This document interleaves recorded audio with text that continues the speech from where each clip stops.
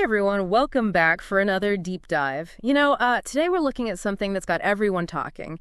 It's Donald Trump's second inauguration. And it was anything but ordinary. It really was. Yeah.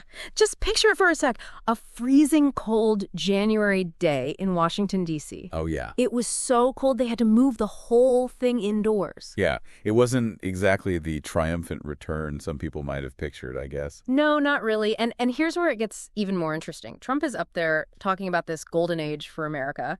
But then at the same time, he's also taking these, not so subtle jabs at the Biden administration. Right. Sitting right there, just feet away. Yeah. And we can't forget about Biden's last-minute pardons either. Remember the one for the whole January 6th committee? Oh, absolutely. Yeah, so much to talk about today. So maybe let's jump right into it. What were some of the key things that Trump focused on right away? What were his priorities? Well, in his, official speech, he really zeroed in on three main things: deportations, energy, and tariffs.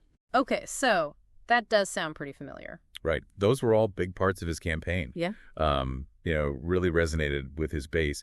There were even polls before the election showing huge support among Republicans for stuff like stricter immigration policies. Oh, wow. Yeah. So he's definitely sticking with what he knows works. But how did those promises actually translate into action? What concrete plans did he lay out? Well, he didn't waste any time, that's for sure. On immigration, he immediately promised to declare a national emergency at the southern border. Basically, he said he wants to stop immigration and start deportations, focusing on what he called criminal immigrants, though it wasn't totally clear what he meant by that. Right. Yeah, a little vague. Okay. Yeah. What about energy? He campaigned pretty hard against the Green New Deal, right? Absolutely. He said he'd get rid of it completely. Oh, and he said he'd scrap any rules about electric vehicles, too. He kept emphasizing things like individual choice and energy independence, a total 180 from the Biden administration's focus on, clean energy and climate change. Wow. It's a pretty big difference, yeah. And then, of course, there are the tariffs. He's bringing back what he's calling, get this, the External Revenue Service to handle those. What is that exactly? Does it have anything to do with, the IRS, the one we all know? And Love. Yeah, let's just say love. Huh. Well, it's definitely a loaded term, choosing a name that sounds just like the agency that collects taxes. Yeah. It's definitely interesting. Basically, it seems like he's building this whole new system to put tariffs on foreign goods. It's not really clear how it'll work yet, but it'll probably involve new taxes on imports, to try and protect American businesses and boost manufacturing here. But didn't we see those tariffs lead to inflation during his first term? I mean, that doesn't exactly shout prosperity, does it? Yeah, that's a good point. There's definitely potential for things to backfire here.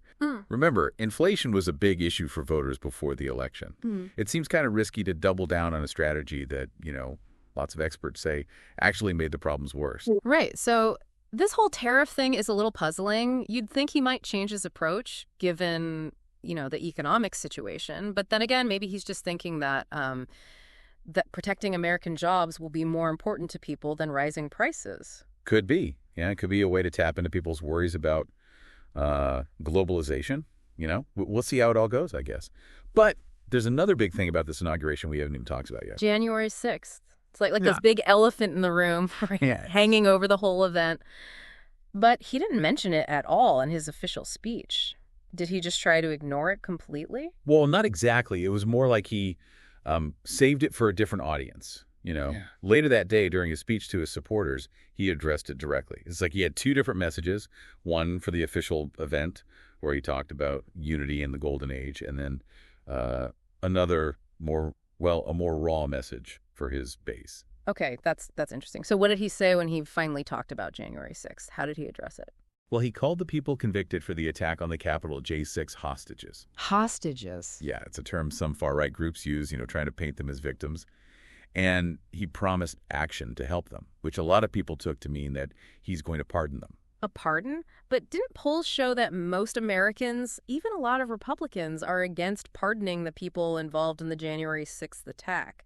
Is he really willing to risk all that backlash? Seems like it, yeah. He also used the speech to criticize, attack, really, his critics, especially the people on the January 6th committee. He called them thugs and said they were trying to silence people. It was a very different tone than his official speech, that's for sure. Wow. It seems like there's a big difference between what he says publicly and what he says to his supporters, you know? Publicly, it's all about unity and a bright future. But then he's also pushing this idea that the 2020 election was stolen and basically encouraging anger and resentment. Exactly. Yeah. And don't forget, he specifically said that that stolen election is why he decided to run again. It's like he's saying the second term is his chance to, fix things, to get revenge for what he thinks happened to him. It's a bold strategy, to put it mildly, especially considering he's making all these criticisms with Biden and Harris sitting right there in the audience. Oh, yeah, super awkward. Oh. And it wasn't just vague criticisms either. He really went after Biden on some very specific issues. Like what? Give us the highlights. Well, he criticized how Biden handled domestic crises, saying the government had totally failed to address things like crime and immigration. Well, and even natural disasters. Okay, so domestic issues. Anything else? Yeah, he really went after Biden's approach to California wildfires and hurricane relief, saying that the government can't even provide basic services anymore when emergencies happen. Didn't Biden ask Congress for billions of dollars for hurricane relief and promise full support for California's wildfire recovery? He did, yeah. His actions totally contradict what Trump is saying, but, Trump is still pushing this narrative that the government is incompetent and that only he can get things done. Yeah. I see. So it's like he's trying to paint himself as like the strong leader that the country needs, the only one who can fix things. Classic populism, right? Got it. Appeal to people's fears and frustrations and then present yourself as the solution. Right. And it didn't stop there, did it? Oh, no. He also criticized Biden's foreign policy, criticized U.S. aid to Ukraine, said the administration was putting globalist agendas ahead of America's needs. It's ironic, isn't it? Considering Trump got a lot of criticism for his own dealings with Ukraine, and his America First approach doesn't exactly make us a lot of friends internationally. Very true. Yeah. But it seems like he's betting that people won't remember that. Or maybe that they just don't care. Maybe they're more focused on the message than the messenger. So we've got Trump hitting those same familiar points about immigration, energy, the economy, big promises, even if they seem, unrealistic or even go against what he's done before. And he's not afraid to attack Biden, even with him sitting right there. Yeah, it's pretty clear what he's trying to do. He's not here to be friendly. He's here to solidify his base and push his agenda, even if it means dividing the country even more. It's a fascinating picture of his mindset going into the second term. A little unsettling, maybe. But what about the Democrats? How are they reacting to all this? Are they just sitting there quietly? Well, I think it's safe to say they weren't exactly thrilled. I mean, they were trying to be polite, respectful of the process, but you could tell there was a lot of tension. Imagine having to just sit there and watch while someone basically tries to undo everything you worked for. Oh, yeah. Oof. That's got to be rough. So how did that tension show itself? Did anyone, actually say anything? Not really, at least not during the actual ceremony. But you could see it in their faces, their body language. There's that picture of Biden, smirking when Trump is talking about Martin Luther King Jr. Day and saying he was going to, make his dream a reality. Mm. And then there's Hillary Clinton. You can see her in the footage shaking her head and kind of laughing to herself when Trump announces his plan to rename the Gulf of Mexico the Gulf of America. Wait, the Gulf of America? Seriously. Is he trying to troll everyone? I mean, why would you even rename something like that? What's the point? Yeah, it's a really weird move. Some people think he's just trying to stir controversy, get people talking. Others think it's about trying to make America seem more powerful, more dominant. Mm. But honestly, I think those reactions, the smirking and the head shaking and all that, they show that the Democrats are worried, not just about Trump's policies, but his whole style, the way he acts, the way he uses his power. Right. It's not just that they disagree with him, it's that they're uncomfortable with who he is, how he does things. And speaking of uncomfortable, what about Michelle Obama? She wasn't there at all, right? I mean, she's been really critical of Trump, so it's kind of a big statement that she skipped the whole thing. Yeah, her absence definitely got people talking. Some people said it was a way to show her disapproval, she's refusing to pretend everything's okay. Others said maybe it was more strategic, like she's trying to distance herself from all this and protect her image. Yeah. Interesting. It does create this, visual gap, you know, almost like a silent protest. And then, in contrast, you have Barack Obama sitting right there with all these tech billionaires like Bezos, Zuckerberg, Musk. It's quite the image, especially with Biden saying all that stuff about the tech industrial complex recently. Right. It makes you wonder, It shows the different groups within the Democratic Party. You've got the establishment folks like Obama, and then the more progressive wing that's really concerned about corporate power and big tech. So there's tension within the Democrats, even while they're trying to present a united front against Trump. It makes you think, can they really challenge him effectively, or will they get bogged down by their own internal disagreements? That's a big challenge for them, for sure. They need to find a way to work together and offer a clear alternative to Trump's vision. But this isn't just about the Democrats. We have to think about what Trump coming back means for the country as a whole. Like, is this the start of something totally new in American politics, or is it more of the same stuff we've seen before? Yeah, that's the big question, right? I mean, we're seeing a lot of the same stuff from his first term, the focus on immigration, the economic nationalism, the culture war stuff. But I don't know, it feels different this time, Like the stakes are higher, things are more divided, and it could all go so much worse. I think that's because of social media, honestly. Mm. It's created these echo chambers where everyone just hears what they already agree with. It's so hard to find common ground or have a real conversation when everyone's stuck in their own little bubble. Yeah, you're right. So even though Trump is doing some of the same things, the world around him has changed. It's like everything's more intense now. Exactly. And that means we need to pay even closer attention to what he's actually doing. Yeah. Beyond just the words. Look at his policies, who he's appointing to positions, what's happening inside the Republican Party. Yeah. We have to really analyze things carefully. And speaking of the Republican Party, he might be in charge, but there are still people within the party who are nervous about him, about some of his more extreme ideas.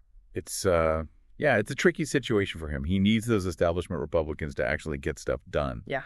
But he also can't, lose his base. Yeah. The people who got him elected, they're the ones who really distrust the whole, the system. Right. So how do you think that's going to play out? Will he try to, moderate his views to keep the establishment happy? Or will he just, keep going with that populist message that got him this far? Well, I mean, it's hard to say for sure. He's really good at talking to different groups of people, changing his message to fit the situation. But I think one thing is pretty clear. He's not afraid to just, use his power as president to do what he wants. We saw that in his first term with the travel bans and the border wall. And I think we'll probably see more of that this time around. Yeah, you're probably right. And speaking of using his power, that whole national emergency thing at the border, that's going to be a big early test for him, right? I mean, there's no way that's going to go smoothly. Oh, yeah, that's going to be a huge fight. I mean, legally, it's almost guaranteed to end up in court. They'll have to decide if he can really just bypass Congress and spend money like that. And then there's the whole, the practical side of things. How's he going to actually enforce this emergency? What's it going to mean for people who live and work near the border? It can be really disruptive, cause a lot of problems. Right. And what about his economic plans? The tariffs, getting rid of regulations, this push for energy independence, that stuff is bound to have consequences both here and in other countries. What are you keeping an eye on? Well, economically, it's a bit of a gamble. He's basically betting that all these changes will help American businesses and create jobs. But, there's also a chance it could start trade wars and mess up the global economy. Right. And then there's climate change. His decision to roll back all those environmental rules, it's pretty worrying, especially with how urgent climate change is becoming. It feels very short-sighted, like it could have some really bad consequences in the long run. Yeah, it seems like he's more focused on making things look good right now than worrying about long-term problems. But maybe that's part of the plan, Appeal to people who are struggling, promise them jobs and money, even if it means ignoring these bigger, more complex issues. Yeah, I mean, that's kind of the populist playbook, right? Focus on what people can see and feel right now and downplay the risk that might be further down the line. Right. So it sounds like we're in for a pretty wild ride. Lots of uncertainty. Things could go well, they could go badly. And meanwhile, you've got the Democrats trying to figure out what to do, how to be a real opposition in this increasingly, hostile political environment. It's not going to be easy for them, that's for sure. They need to hold Trump accountable, but, without looking like they're just trying to block everything. And they need to find a way to connect with people, show that they understand their concerns, all while dealing with their own internal disagreements and figuring out what they actually stand for now. Yeah, it's like they're still trying to figure out what happened, how Trump won again, and what it all means. And we can't forget about the media either. They're going to be really important in all this, making sure they cover everything fairly, but also calling out lies and holding Trump accountable. Oh, totally. The media is so crucial in a democracy. Especially now when everything is so polarized and there's so much misinformation out there, they have to provide context, fact check, and just make sure people have access to, good information, real information. Well, as we wrap up this deep dive, it feels like we have a lot more questions than answers. But I guess that's what happens when you're trying to understand something this big, this important, this unfolding, you know? We're living through a really strange time, and it's hard to say what's going to happen next. That's true. But even if we can't predict the future, we can learn from what's happened before and use that to make sense of things now. Analyze the trends, look at the data, think about the consequences of different choices. And I think the most important thing is to really talk to each other, question our own beliefs, and try to understand different points of view. And that's what we're all about here on the deep dive, you know? Digging into the issues, exploring the different sides of things, and giving you the information you need to understand what's going on. So, as you go about your day, think about this. What does Trump's second inauguration mean for America? What are you hoping for? What are you worried about? And maybe most importantly, what are you going to do about it? What role are you going to play in all this? Yeah, those are big questions, but I think they're worth thinking about. Thanks for joining us for this deep dive, and until next time, stay curious, stay informed, and stay engaged.